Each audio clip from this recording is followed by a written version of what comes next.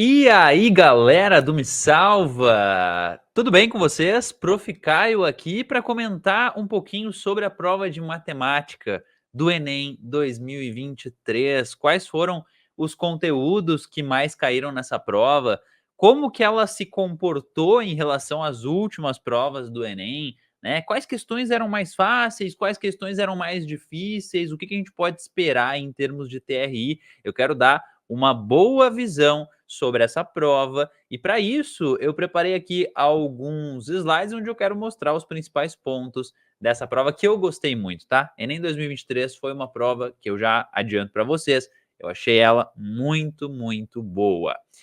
Beleza? Então, olha só, vou mostrar aqui para vocês agora na tela o que caiu na prova, tá? Eu fiz um gráfico aqui para a gente analisar, né, em termos ali de o que mais caiu, quais conteúdos que mais se fizeram presentes.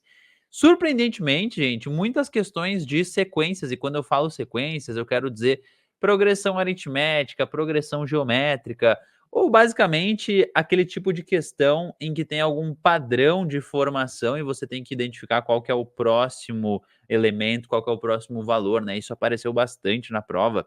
E não caiu matrizes, nem geometria analítica, isso daqui tá muito raro de aparecer, né, no Enem, principalmente geometria analítica, matriz até caiu, acho que em 2021 foi isso, 2021. Agora, geometria analítica faz tempo que a prova não cobra. Esses foram os conteúdos que mais apareceram na prova. Temos 4 conteúdos, gente, com 5 questões cada um. Olha só, sequências, porcentagem, geometria plana e aritmética foram os conteúdos que mais caíram, tá? Esse fato de sequências estar aqui nos conteúdos que mais caiu é o que mais me surpreendeu, tá? Porque normalmente é uma ou duas, no máximo duas questões de sequência. Esse ano caiu bastante.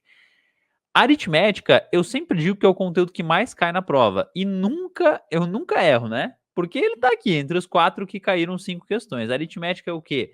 Conta de mais, conta de menos, conta de divisão, de multiplicação em algum contexto da vida real, né? Esse tipo de questão eu enquadro na parte de aritmética, questões em que os conhecimentos são sobre fração, sobre potência, toda aquela parte mais básica da matemática. Aí nós tivemos 4 questões de gráficos, o que é ótimo, porque gráfico é uma questão que o pessoal gosta de resolver, é uma questão que normalmente é um descanso ali na hora da prova.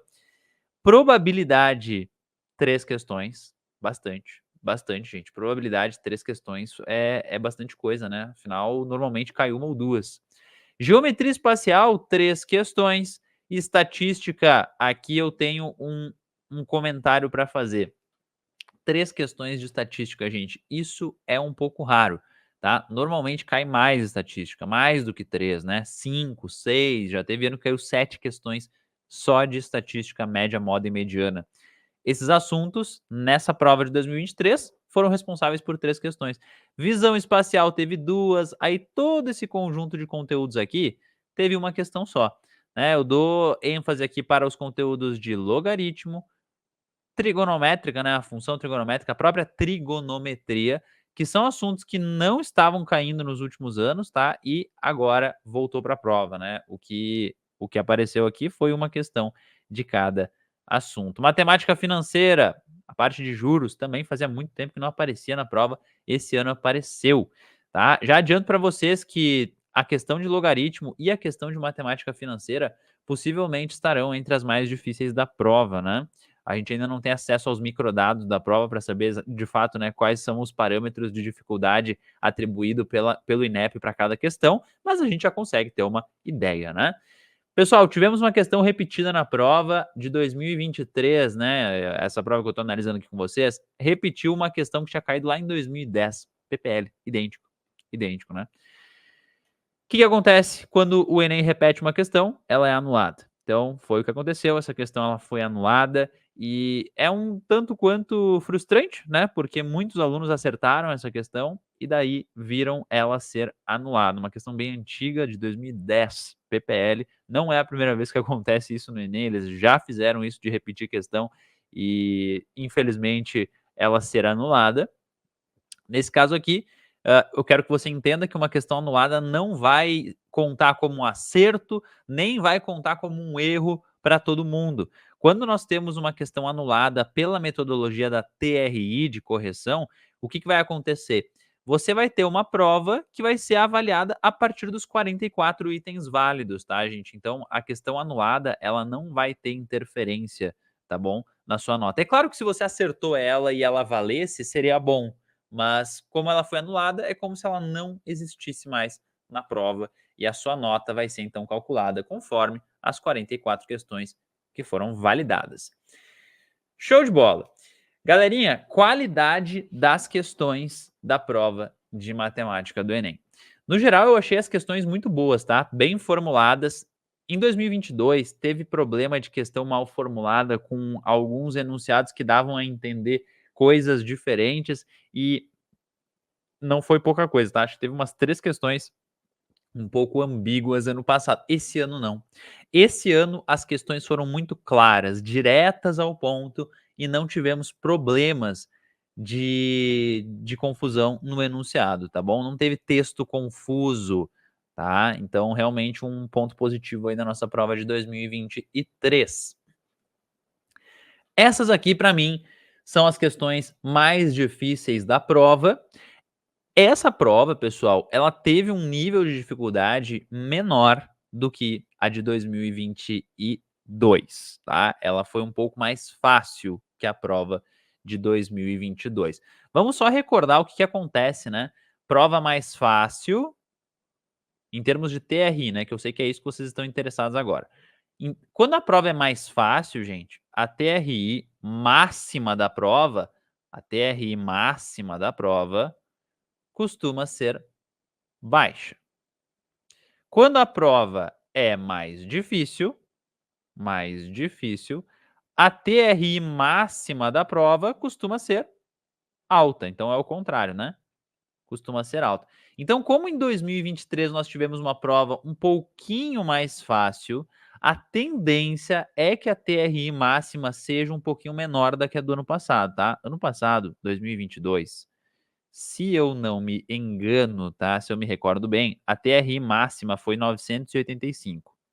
Então, provavelmente, a TRI máxima de 2023 será menor do que 985. Mas, pessoal, isso é apenas algo que eu estou teorizando aqui. Não tem como afirmar isso com certeza, né? Só quando a gente tiver acesso aos parâmetros de cada uma das questões da prova que a gente pode dar essa certeza. Então, infelizmente, não tem como a gente dizer que é exatamente isso que vai acontecer, mas é uma tendência e é isso que eu espero, né? Estou esperando que vai acontecer. Então, uma TRI máxima um pouco menor. Beleza? Quais foram as questões mais difíceis, pessoal? Essa questão aqui era uma questão que falava em probabilidade, tá? E é uma questão um pouco mais chatinha, tá? Tinha que fazer bastante conta, tinha que fazer um raciocínio de probabilidade que normalmente os alunos têm dificuldade. Então, para mim, uma das mais difíceis da prova, né? Ela falava de bolinhas em uma urna, né? Em 2 urnas. E daí, qual que era a probabilidade, né? De você pegar tal bolinha em tal urna. Probabilidade costuma ser um tópico de questões um pouco mais difíceis mesmo. A questão 177 aqui da prova cinza é de logaritmo, e ela também entrou aqui para mim nas questões mais difíceis, por ser log, ela precisava, que você fizesse manipulação de várias propriedades de logaritmo, e isso, historicamente, é um assunto também que o pessoal tem um pouco mais de dificuldade. Essa questão aqui, pessoal, é uma questão que falava também em probabilidade, mas ela tinha muito mais análise combinatória na sua resolução, né? Era basicamente um princípio fundamental da contagem. Você tinha que identificar quantas senhas poderiam ser formadas em cada uma das formas que ele indicava, né? Tinha o tipo 1, tipo 2, tipo 3, e daí você conseguiria dizer qual das senhas, né, do tipo de senha, que poderia ter mais combinações. E ela era um pouquinho chatinha, então aqui nós temos uma questão difícil também. Essa daqui, pessoal, para mim é a questão mais difícil da prova, na minha visão, tá, gente? Na minha visão, questão mais difícil da prova, uma questão de juros compostos, tá? É uma questão que o Enem já cobrou padrões semelhantes a ela, tá, gente? Mas é um padrão difícil, tá? Mesmo já tendo caído anteriormente, é um padrão difícil de juros compostos, que diz que tem um valor à vista e um valor parcelado, aí você tem que identificar qual que é o juro que está sendo cobrado, tá? É uma questão mais chatinha. Foi a questão que eu mais demorei para fazer na prova esse ano. E a questão 144, eu fiquei em dúvida se eu colocava aqui nas difíceis ou não, tá? Eu acho que ela talvez seja a mais fácil dentre essas 5, mas ela não era muito simples não, né? Era uma questão que você tinha que fazer um sistema linear. Então, um sistema linear, parte de álgebra, o pessoal costuma ter um pouco de dificuldade. E por esse motivo, coloco aqui como uma questão um pouco mais difícil. Já as questões. Não, e um comentário importante, né? Se você errou essas aqui, você não precisa se preocupar tanto, né? Por quê? Porque elas não vão somar tantos pontos na sua nota. A teoria de resposta ao item, a TRI, ela diz que as questões mais fáceis são as que mais dão pontos. Agora, se você acertou essas aqui, não tem problema. É bom acertar a questão, tá? É melhor acertar do que errar. Por que eu digo que não tem problema se você errou tanto problema, né? Porque elas vão somar pouco. Elas não vão somar tanto quanto essas questões. Essas foram as mais fáceis da prova, na minha concepção, de novo, né? Isso aqui é tudo uma análise minha. Questão de gráfico, basicamente aqui você tinha que ver quantos minutos ficava zerado o sinal de internet, muito simples. Questãozinha de porcentagem, aqui você tinha que só colocar uma equaçãozinha que representava a situação de porcentagem de 90%, é muito simples, é só um fator aqui de porcentagem bem tranquilo. Questão de escala costuma ser assunto fácil da prova e não foi diferente dessa vez. Ele dava uma medida no papel, no gráfico, né? E uma real, você tinha que fazer o cálculo da escala. Questãozinha de visão espacial, aquelas questões que você tem que se imaginar, né? E basicamente ele dava um cinema e dava algumas coordenadas para você, dizendo assim: vai para frente, dobra para a direita, e queria saber qual que era a poltrona da pessoa. Não é uma questão fácil também, tá, gente? Divisão espacial. A questão 136, uma questão de filas de supermercado, muito parecida com uma questão que já caiu anteriormente na prova, então bem tranquila, porque era só ver qual caixa de supermercado você ia ter que esperar mais. E é claro que isso vai ser o produto, né? O produto do número de minutos que cada pessoa demora para ser atendida pelo número de pessoas que está na fila. Se nós temos esse produto muito alto, significa que eu vou esperar muito tempo para ser atendido. Se esse produto é baixo, significa que eu vou ser atendido rápido, tá? Questões tranquilas. Essas darão muitos pontos. Por quê? Porque questão fácil pela TRI dá bastante ponto para gente, tá? Então essas aqui é as que mais vai doer errar, essas aqui. Gente, na prova desse ano, nós tivemos uma verdadeira chuva de padrões. O que são os padrões? Os padrões do Enem são aquelas questões que se repetem ano após ano, mudando apenas um pouquinho do texto, um pouquinho dos números, o contexto, mas o raciocínio por trás, a forma de resolver é a mesma. Olha só, a questão da fila, ela já tinha caído em 2018 com um contexto diferente, né? Lá era um aeroporto que você escaneava a bagagem, demorava tanto tempo para escanear a bagagem de cada pessoa, tinha tantas pessoas na fila, qual que é o guichê mais rápido? Mesma coisa do supermercado. Qual que é o caixa mais rápido? Tem tantos minutos por pessoa, tem tantas pessoas na fila. É a mesma lógica, né, gente? É um padrão do Enem, né? É um padrão do Enem.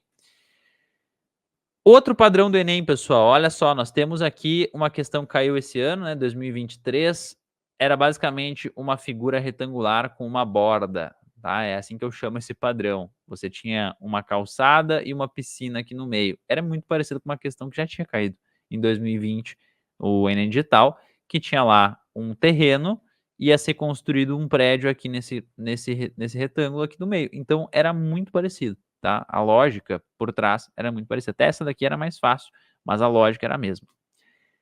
Outra questão muito tranquila de gráficos, né, que tinha aparecido em 2017 com muita semelhança, né, com muita semelhança. Era só ver quanto tempo ficava aqui, ó, zerado o sinal. Aqui era para ver quanto tempo a velocidade ficava zero. Então é a mesma coisa, né, gente? Até o gráfico em si é muito parecido. Outro exemplo, tá, pessoal? Foram vários padrões, foram dezenas de padrões nessa prova, tá, gente? Eu só mostrei 3 e vou mostrar o quarto aqui para vocês, mas tem muitos padrões na prova. Olha só, Roda gigante, roda gigante. E queria saber, né, na questão aqui do Enem 2023, qual que era o gráfico que representava a altura deste acento aqui, em função do tempo, né. Como ele vai diminuindo, diminuindo, depois volta a aumentar a altura, volta a aumentar, era uma função trigonométrica desse tipo. E essa questão aqui de 2018, ela mostrava exatamente o mesmo gráfico. Então, se você já tivesse resolvido essa, com certeza você marcava essa tranquilamente, tá? Aqui ela começava do ponto mais alto, então ela já começava assim, descendo e por aí vai. Muito bem, pessoal. Isso daqui é o a minha análise do Enem 2023. Eu espero que vocês tenham gostado aqui dos pontos que eu trouxe como os principais pontos realmente. O que que você tem que focar agora? Nas questões fáceis. Se você acertou as questões fáceis, é um ótimo sinal. Se você vai fazer o Enem 2024 ou algum outro Enem daqui para frente, foco em dominar os conteúdos mais básicos da matemática, porque são eles que vão realmente fazer com que a gente ganhe muitos pontos na prova, tá, gente? Então esse é o meu recado. Muito obrigado pela atenção de todos. Um abraço e até mais.